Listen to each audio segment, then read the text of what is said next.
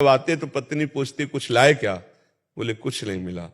तो तुलसी दल जो भोग भी अर्पित करती वही 3-4 हिस्सों में करके जब कई दिन हो गए तो उन्होंने कहा कि हम तो जी सकती हैं, आप जी सकते हैं, लेकिन ये बच्चे नहीं जी सकते। कैसे?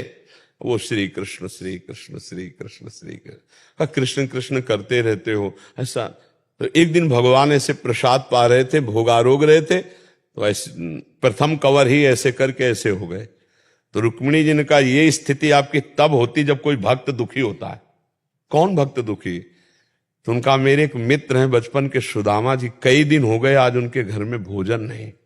बोले प्रभु आपका मित्र भोजन नहीं, आप इशारा करो त्रिभुवन की राज्य लक्ष्मी, क्योंकि महालक्ष्मी का अवतार है रुक्मिणी जी।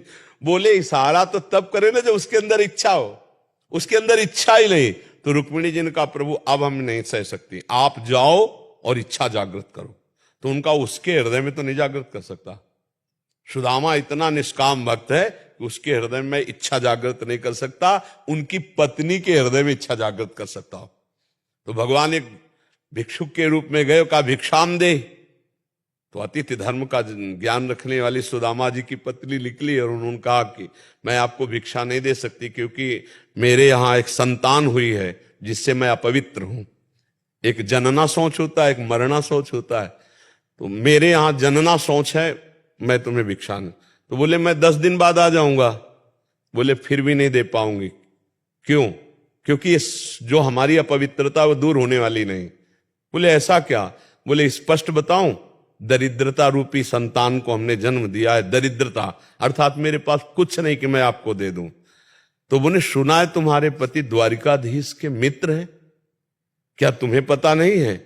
कभी याद दिलाना, अगर एक बार द्वारिका चले गए तो निहाल हो जाएंगे स्वयं भगवान। और भगवान जब उनकी पत्नी आई तो उन्होंने कहा सुना है आपके मित्र श्री कृष्ण द्वारिकाधीश है। बोले हाँ। तो बोले आप जाओ ना, अगर वो आपकी ऐसी दशा देखेंगे ना तो कुछ ना कुछ तो व्यवस्था कर। बोले कभी नहीं जाऊंगा, व्यवस्था के लिए मैं कभी नहीं जा सकता। तो उनका मिलने तो जा सकते हो? बोले हम मिलने जा सकते हैं, पर समस्या है अपने मित्र से मिले या गुरु से मिले जाके, या अपनी कन्या के यहां जाए तो कुछ न कुछ होना चाहिए। तो हमारे दोस्त के लिए कुछ, तो वहां क्या था, एक पड़ोसन के आ गई तो उसने चावल के पछोरने वाले जो आगे तंदुल होते टूटे हुए, हाँ वो दिए। तो वो भी फटे कपड़े में लेकर के भगवान के लिए भेंट। और द्वारिका, और हालत ये थी कि बिवाई पैरों में फटी हुई, फटा कपड़ा, और मित्र कौन है? द्वारिकाधीश। आप देख लो जरा कैसी धर्म की परीक्षा होती है। भगवान के कान में जे भी पड़ा कि सुदामा जी मिलने आए, तो ऐसे भागे कि पूछो मत।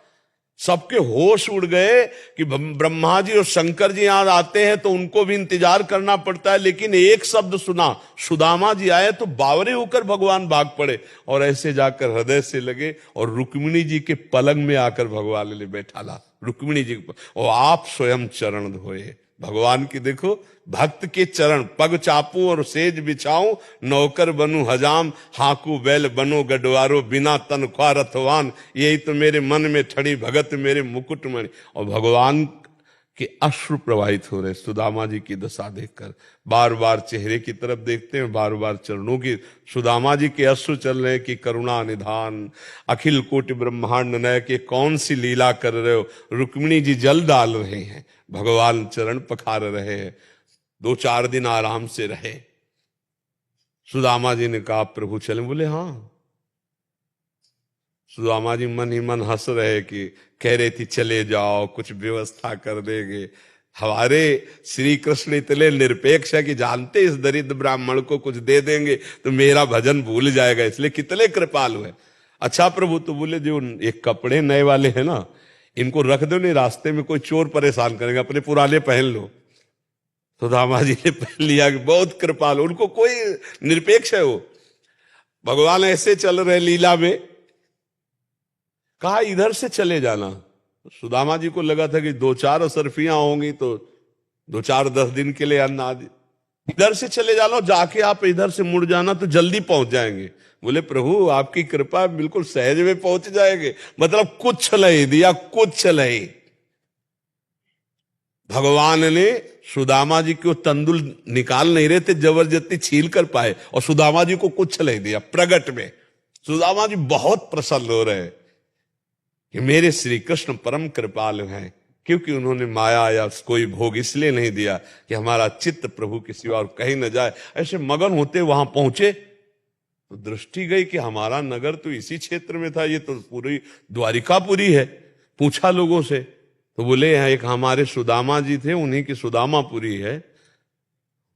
जब देखा पत्नी आरती करने आ रही है, आप जैसी द्वारिकापुरी वैसी सुदामापुरी की रचना हो गई। ये हर भक्त के जीवन में होता है, पर